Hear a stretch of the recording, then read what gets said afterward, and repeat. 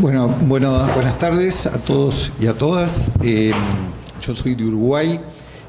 Siempre me gusta, pese a que somos países vecinos y hermanos en este caso, situarnos un poquito en cómo es mi país para saber a partir de él lo que yo voy a hablar, en qué contexto se ubica. El Uruguay tiene unos 3.280.000 habitantes, una superficie de 176.000 kilómetros.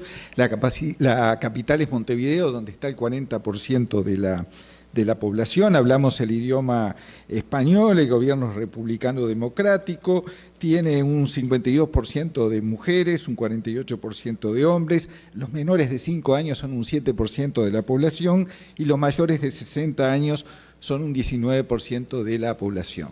Tenemos una población claramente envejecida, con las consecuencias que eso tiene desde el punto de vista de la seguridad social y demás.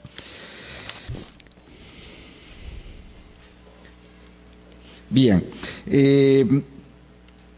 estos datos son secundarios y como tenemos poco tiempo vamos a tratar de omitirlos. La presentación está hecha, vengo de ahí. Y como vengo de ahí traigo un tema que es un tema nuestro, que es la experiencia uruguaya en relación al tema de la regulación del mercado del cannabis, o sea, de la marihuana. ¿Tá?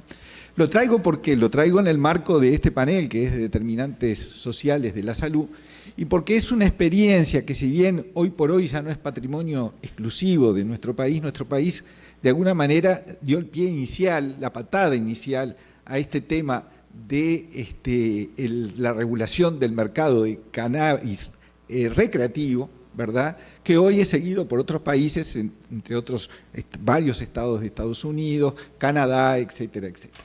Pero la experiencia nuestra vale porque es una experiencia latinoamericana, ¿verdad? Y entonces, si pensamos que un país latinoamericano y chico, pequeño, como acabamos de ver, tomó una decisión política que fue la de encarar el tema de la droga, en este caso concretamente del cannabis, y su enfrentamiento al narcotráfico, ¿verdad?, que es el efector, ¿verdad?, del tema de la introducción de la droga, esa política, es efectivamente una política posible, ¿verdad?, y una política que está dando sus resultados, y eso es lo que de alguna manera queremos evidenciar.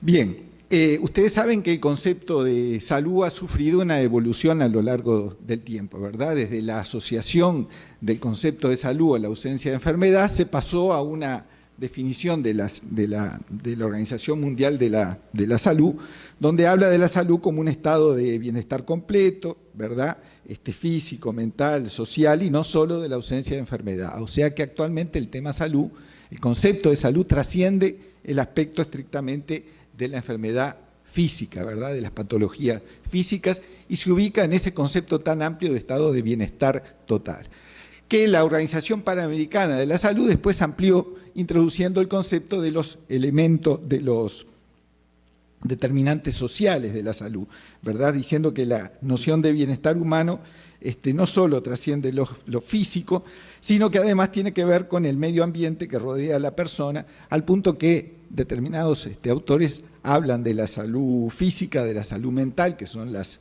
dos vertientes tradicionales, y agregan la salud social, ¿verdad?, a partir de esta idea de las determinantes sociales.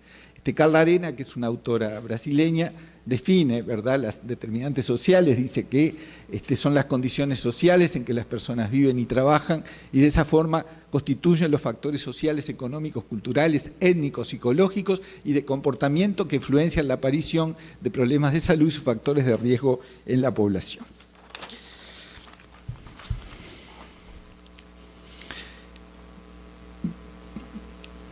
Con esto no me estoy llevando bien. Acá. Bien. ¿Cómo llegamos entonces al tema de el uso y consumo de drogas como determinante social de la salud de las personas? Efectivamente, el uso de drogas psicoactivas tiene una relación directa con varios determinantes sociales de la salud, y el abordaje de este tema requiere que se consideren las graves consecuencias que el consumo de drogas tiene respecto no solo de quienes los usan, hablamos de usar drogas y no de consumir, porque la terminología también forma parte de este cambio cultural que el Uruguay ha tratado de encarar en relación a pasar de una concepción estigmatizante de quienes usan drogas a considerar un tema de salud pública y de tratamiento desde el Estado como un problema de salud pública. Por eso algunos términos en la legislación, en la nueva legislación sobre el mercado de cannabis han cambiado, ¿verdad? Se habla de usuarios, de quienes usan la droga y no ya de consumidores y de drogodependientes y todas esas calificaciones que en general tienden a marginar y a estigmatizar. Decíamos entonces que se requieren un abordaje a través de acciones y políticas que consideren las graves consecuencias, no solo para el usuario de las drogas, sino para quienes integran el contexto inmediato de esos usuarios. Cuando hablamos de eso, hablamos de las familias, hablamos del ambiente de trabajo, ¿verdad?, de quienes interactúan con el que usa las drogas y, en definitiva, de la sociedad en su conjunto. Y en esto es donde los estados ensayan determinadas acciones y determinadas políticas públicas, que yo digo que hay una línea divisoria en la construcción de esas acciones que es muy tenue, ¿verdad?, es muy débil, que a veces apunta o se encarrila hacia el lado de la seguridad pública, la mayoría de las veces, y ese es el enfoque tradicional que ha tenido el tratamiento de la droga y del uso de las drogas. Y otras veces, las menos, pero las más modernas, las que se están ensayando en la actualidad y la que el Uruguay justamente a través de la legislación sobre cannabis adoptó, es la de hacer hincapié en la preservación de la salud pública, ¿verdad? Un enfoque sanitarista antes que un enfoque represivo y un enfoque de tipo de apostar a la seguridad. Y esto realmente es un cambio de paradigma que es lo que de alguna manera justifica o me justifica haber elegido este tema como un tema interesante para ver en la jornada de hoy. El Uruguay entonces, como decía, en una visión pragmática. ¿Pragmática en cuanto a qué? Pragmática en cuanto a qué sector del mercado de las drogas elegir para poder regularlo, ¿verdad? Porque era impensable que pudiera regular el mercado de todas las drogas, ¿tá? Y entonces, en base a determinados datos estadísticos, consideró que la posibilidad que tenía materialmente de encarar una regulación del mercado era en relación al cannabis, en relación a la marihuana y no respecto de otras drogas. Vamos a ver entonces en la exposición cómo se inicia el proceso legislativo, la génesis de la ley, el fracaso de la estrategia represiva que hasta el momento se había llevado adelante, en qué consiste la nueva legislación, las estrategias de reducción de riesgo y daño sobre los que se basa la nueva legislación, cómo se accede al cannabis en la actualidad a partir de la regulación legal, el organismo rector del sistema, las infracciones, las sanciones penales, algunas respuestas a cuestionamientos a esta política que se está llevando a cabo y, finalmente, la política de reducción de riesgo y daño desde una perspectiva sanitaria. ¿Cuál es la génesis de la ley? ¿Cómo apareció la ley? La ley apareció a partir de que se empezó a constatar en la sociedad uruguaya una serie de situaciones vinculadas con hechos de violencia, ¿tá?, directamente vinculados con el uso de drogas y siempre con la figura del narcotráfico atrás de esas situaciones de violencia que no eran usuales en un país que históricamente había tenido niveles de delincuencia relativamente bajos o por lo menos dominados por el Estado, manejados por el Estado a través de los distintos poderes en forma bastante sustentable. Eso determinó que se creara un gabinete de seguridad integrado por diversos ministerios, ¿verdad?, en el marco de una estrategia llamada Estrategia por la Vida y la Convivencia, en la que se empezó a estudiar la influencia justamente de la droga en el aumento de la delincuencia. A partir de ahí, las estadísticas mostraron que la marihuana era la droga ilegal de mayor consumo en el país, solo superada por dos sustancias psicoactivas de uso legal, el alcohol y el tabaco, en un mercado dominado por el narcotráfico en una legislación anterior que implicaba una contradicción absoluta, ¿verdad? El consumo estaba despenalizado desde la década del 30, digo, el consumo era y sigue siendo un consumo legal, ¿verdad? Pero la adquisición del cannabis y de la marihuana era un delito, ¿tá? La adquisición, la comercialización, la distribución, etcétera, por lo cual a quien estaba habilitado por ley para consumir se le impedía acceder a la sustancia, digo, porque si lo hacía, lo tenía que hacer comprándolo al narcotráfico e incurría en una figura delictiva.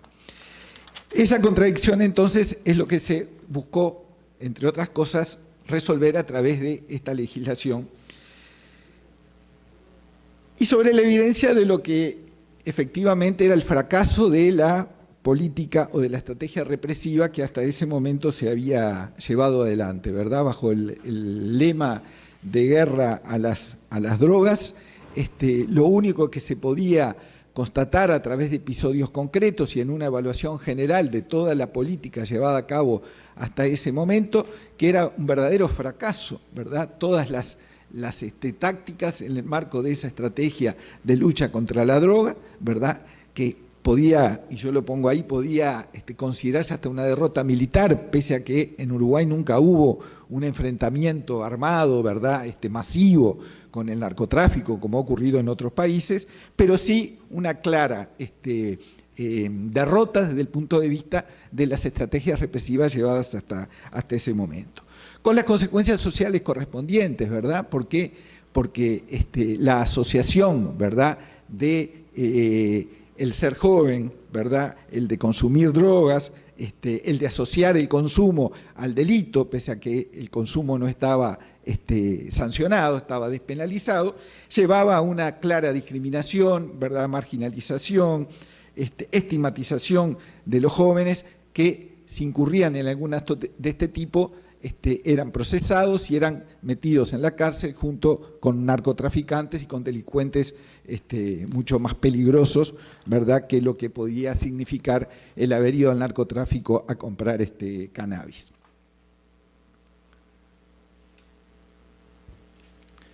Decimos que el Uruguay fue el primer país de pasar de lo declarativo a la acción, ¿verdad? Y realmente desde ese punto de vista es muy loable la actitud que tuvo en ese momento, ¿verdad?, el gobierno uruguayo, de pese a todas las acechanzas que se sabía que iba a haber externas e internas en relación a generar una legislación del tipo de la que se legisló, ¿verdad?, de tomar el mercado de la marihuana a cargo del Estado y establecer reglas claras respecto de quienes debían someterse los usuarios de las drogas, pese a ello se avanzó y se legisló en un Estado que, sin abandonar la función represiva, ¿verdad?, porque quienes están fuera de la ley o quienes acceden al cannabis por fuera de los mecanismos o de las vías que la ley establece, incurren en las mismas figuras delictivas que incurrían antes y consecuentemente no se ha despenalizado,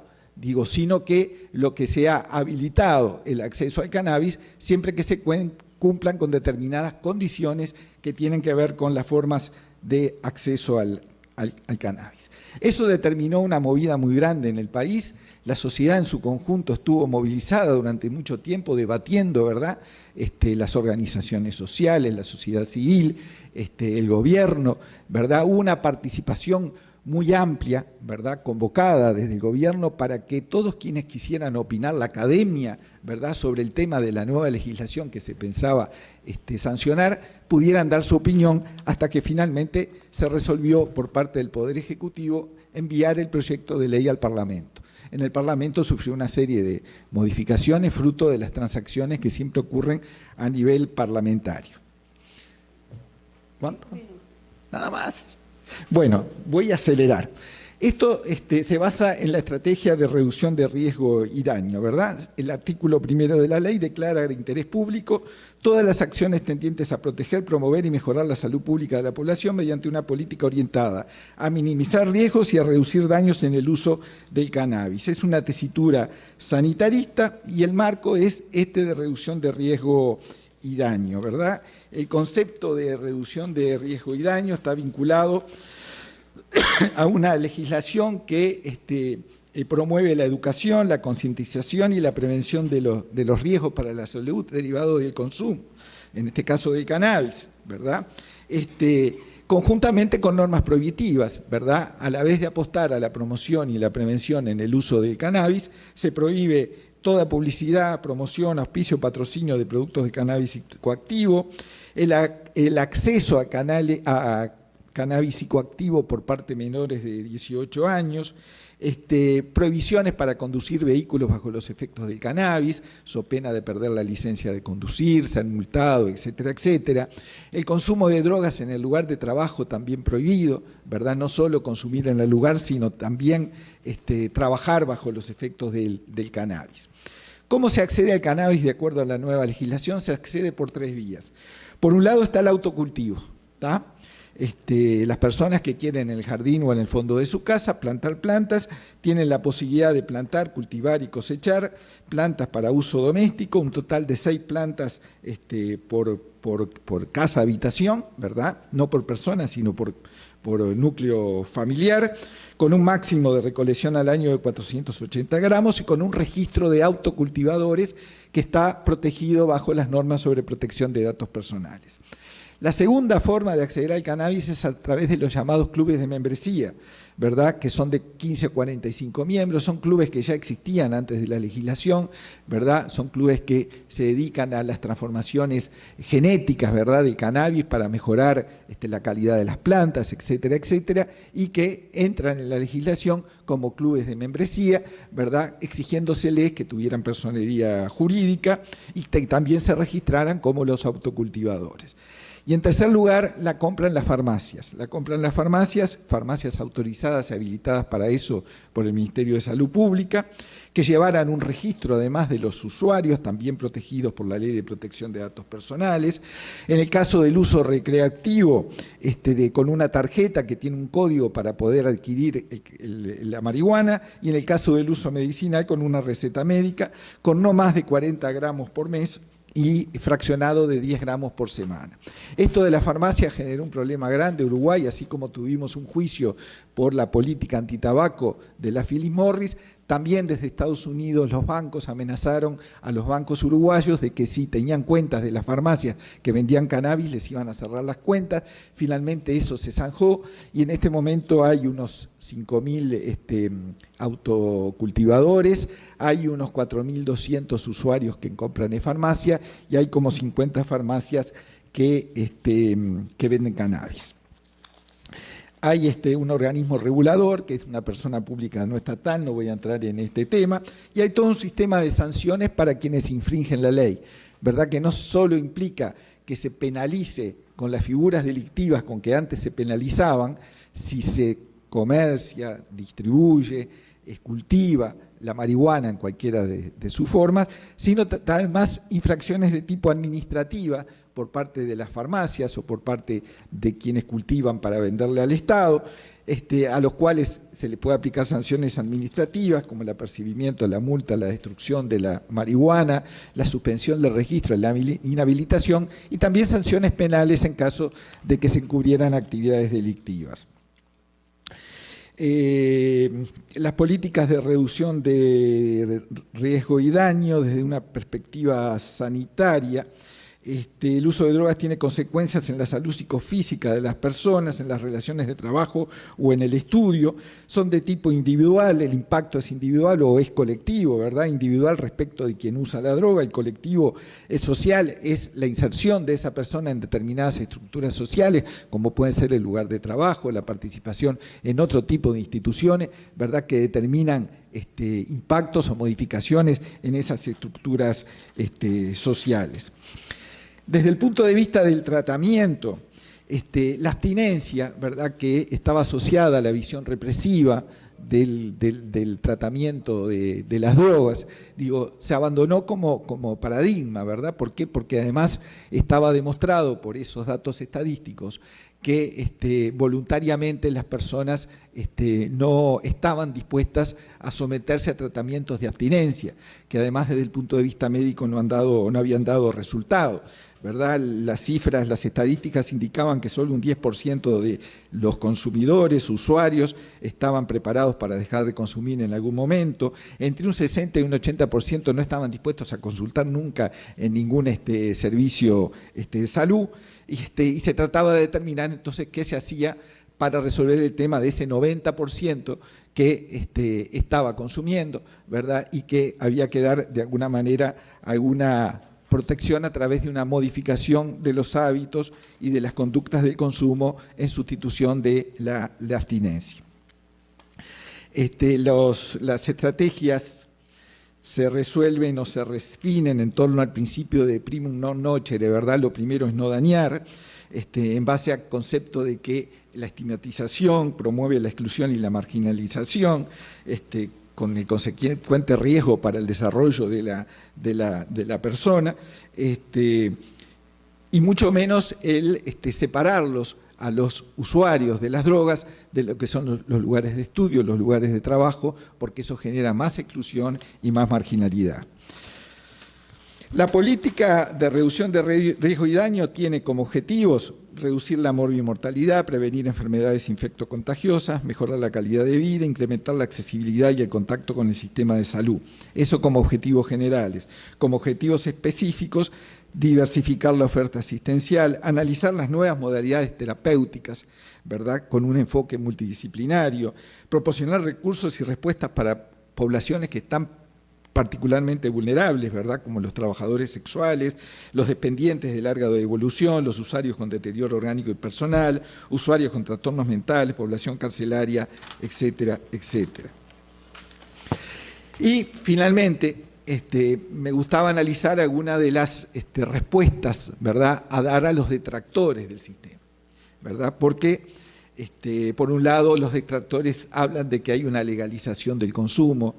Eso, además de mostrar ignorancia de la legislación uruguaya, demuestra que no conocen la ley, ¿verdad? El consumo estaba legalizado, como decía, desde la década del 30, ¿verdad? Acá lo que hubo fue una ley regulatoria que puso al mercado del cannabis en manos del Estado, ¿verdad?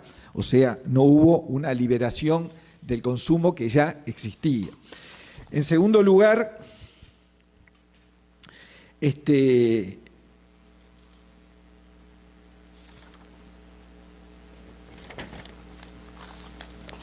ante la pregunta de si la marihuana causa daños a la salud, ¿verdad?, porque los detractores prácticamente asociaban la nueva legislación con una actitud del Estado complaciente o proactiva en relación al consumo de drogas, cuando en realidad eso también revelaba un desconocimiento muy grande de la propia ley, porque la ley hace énfasis en los efectos nocivos que tiene el consumo de drogas y concretamente en este caso de la marihuana para la salud de las personas.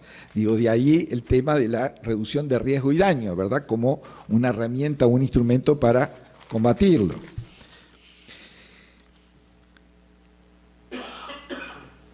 Y la forma, o mejor dicho, la razón por la que el Estado asume el mercado, no solo es para desplazar al narcotráfico, que monopolizaba ese mercado, sino para mejorar la calidad de la sustancia que consumían, o que se consume, o que se usa.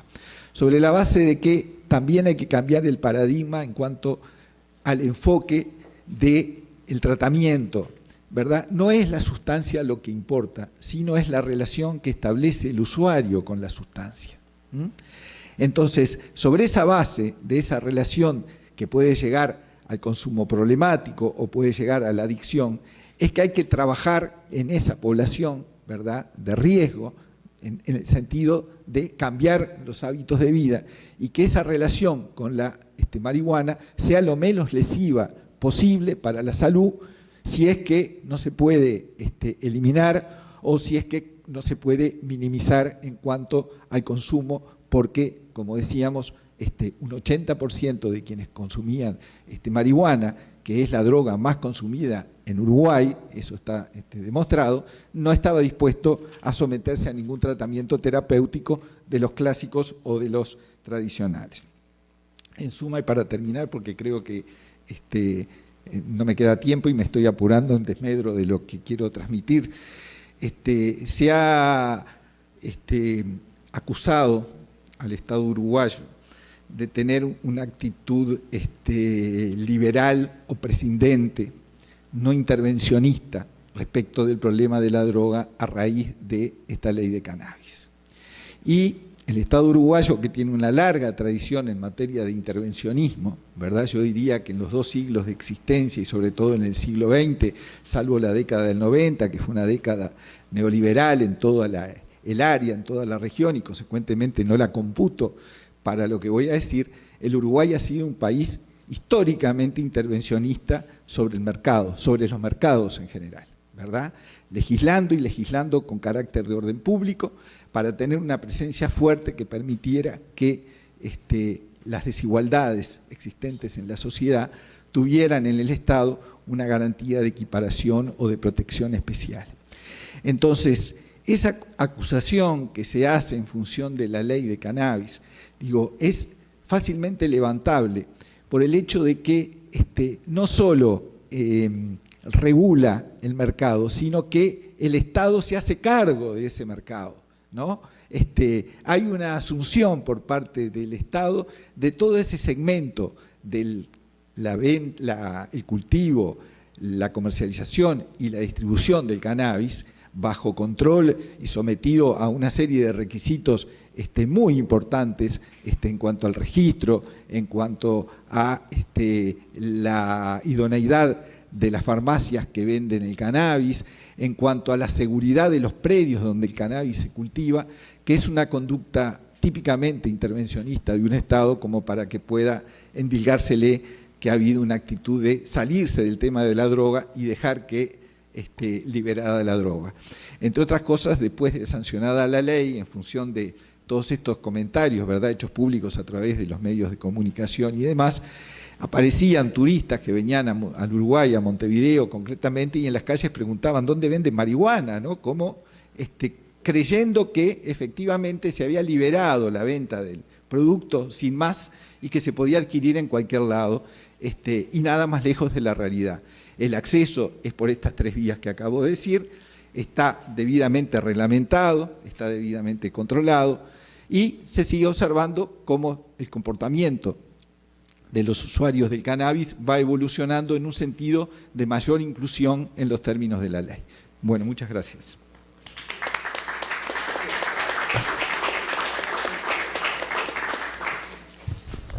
Bom, agora eu passo a palavra para o José Valverde Machado Filho, que é coordenador de desenvolvimento dos agronegócios da Secretaria de Agricultura e Abastecimento do Estado de São Paulo. Bom, senhoras e senhores, boa noite. Professor Lamy.